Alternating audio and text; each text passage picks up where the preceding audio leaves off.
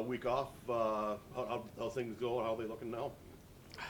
Uh, we can't get the puck to drop quick enough. You know, it's you don't want to be sitting, but we have no choice. So we're trying to do things, keep going.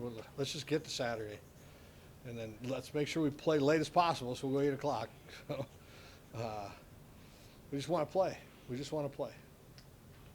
Did the weekend in Rochester? Did you feel that kept them occupied? Get accomplished what you wanted?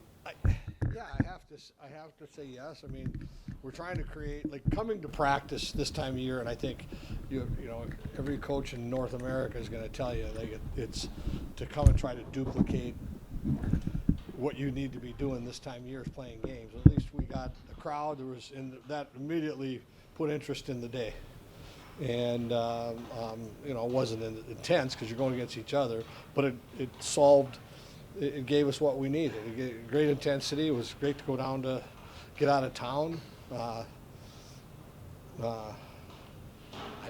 Does it ultimately work in the end? I can't tell you that, but it was a good day. It was a really good day. Looked like you had a good crowd too. Oh, it's a great crowd. It was packed. Yeah. Even when you get like it was filling up quick. So even as the guys were getting ready in their two locker rooms, it brought a little juice to the day. Yeah. Health-wise, how things looking? You getting anybody back this week, or? It's Chesley could be back. Okay. I'm sure you're there. We hope Fabe's been down all week, so we hope to get him back. Is that a re-aggravation no, of what he had? No. All right. You know, he's in isolation, sick, Oh, not feeling good. Yeah. And Lacombe is still day to day. Okay. All right. You scored a lot of goals against Michigan State this year. That's It's one all team. over. Yeah, doesn't matter. No matter. New slate. Yeah, new slate. Doesn't matter. All right. I wish I could tell you that it does, Yeah. but it doesn't matter. What impressed you about their goalie this weekend against Notre Dame? Well, they're just not just their goalie, but their team too. You know, you get knocked down the first night, and then, you know, you just need hope, and they got hope in one game too, and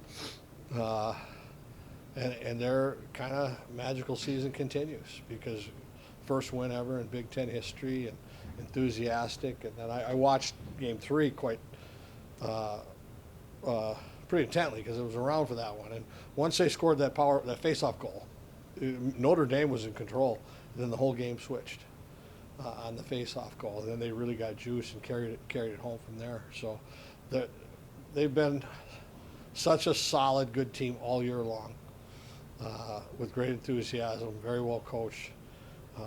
This is a great semifinal matchup. Jackson Nelson winding up his career here. It seems like he's been on the radar forever. He's seen Laverne in town, the tournament, and think back to his days. What has he meant to your team?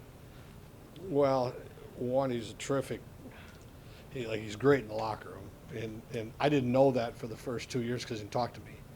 I don't know if he talks to anybody outside of his teammates, but then you found out that he's one of the more popular, funny guys around. So maybe in a couple of years he's going to show me that. But works his tail off every day. He's all about his teammates, and then he's having his best year too since he's been here. We've always seen the talent, but now he's putting it all together. Great penalty killer, can play against other teams' top players, plays that key center spot for us. He's been a huge part of our success. You've seen other young guys kind of show a little more leadership too, in terms of their voice kind of progressing in a point where they feel comfortable talking if they're younger guys in your team.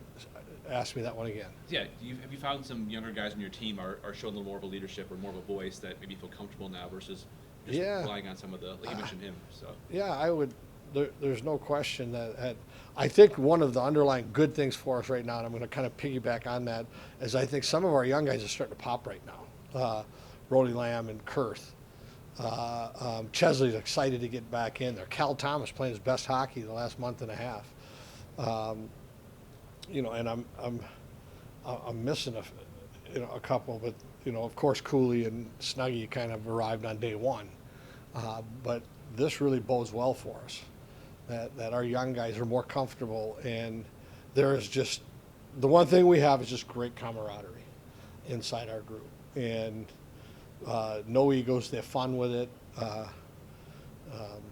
And that's what's been really special this year. The Cooley line, do you see the other lines kind of just drawing off their success? Well, yeah, but like I'll even go back to, before the Cooley line was the Cooley line, Nelson, Brodzinski, and Nevers were kind of riding shotgun for us, like carrying it in that stretch when we got going. And that line needed a little time. They're still freshman, sophomore, and as special as they are.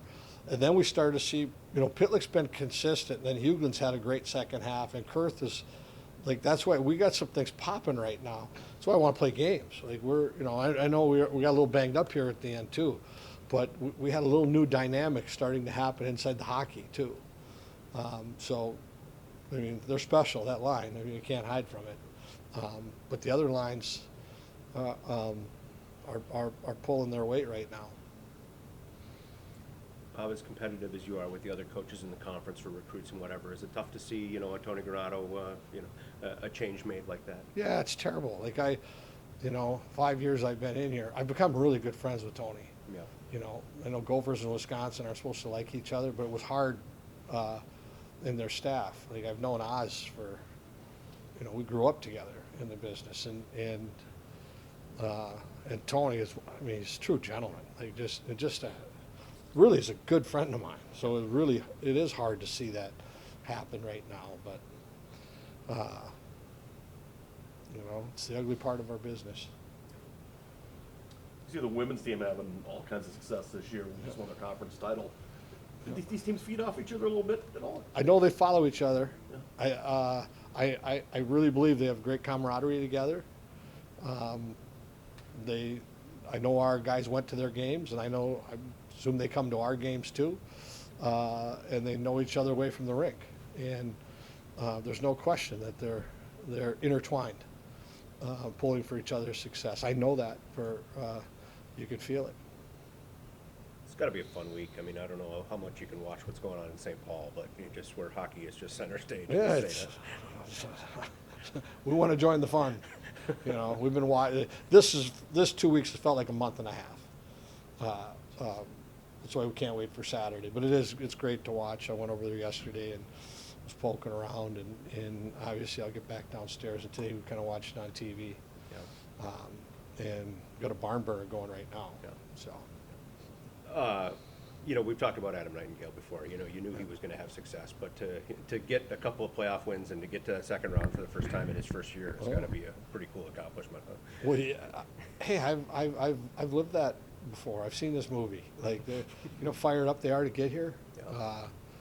Yeah. They're in the tournament. We're waiting to get. And I've always said you're not in the tournament until you win the first game. Yeah. Then you're in a tournament. Same thing in the region. You're really not in it till you win a game. It's kind of been one of the things that I've gone with. We need to win a game, and then we need to win a game right now to get in this thing. You've scored a lot of goals against the Spartans this year, but your coach points out none of that matters. Just what are your thoughts going into playing Michigan State one more time? Yeah, we just got to play our hardest, and we have to try to end their season, which is going to be really hard. They're a tough team. I played them my sophomore year. They weren't that great of a team, but they still gave us a run, and we ended up going into overtime. So they're going to be a good team. They're going to fight hard. So. Yep. What do you feel they do well? They're hard. They're super hard on the forecheck. They're hard to get around. They're big. They use their body. I think they're just a big, hard team, heavy team, and in playoffs that can be pretty dangerous. Just what was the last? Your coach says it feels like you haven't played in about a month. Well, what's it been like since that last Ohio State game? Yeah, looking back on it, it does feel like a while ago. Rochester, we had our little scrimmage. It was good to get out there and get the blood pumping again. And practices have been short, but they've been hard. So I think we're staying in shape, and I think we'll be fresh and ready to go. You guys getting healthier? Or? Yeah, I think Faves might be sick this week, so I don't know if we'll have him for the weekend. But I think Chesley might come back, so we'll see how that goes. Oh. How have the pair practices been this week? Pretty spirited? Yeah, they've been good.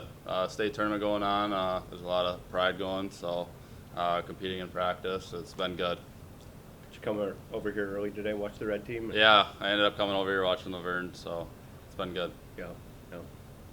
You being a senior and everything, and it seems like forever ago when you committed here and then after your success at Laverne, What's the ride been like for you?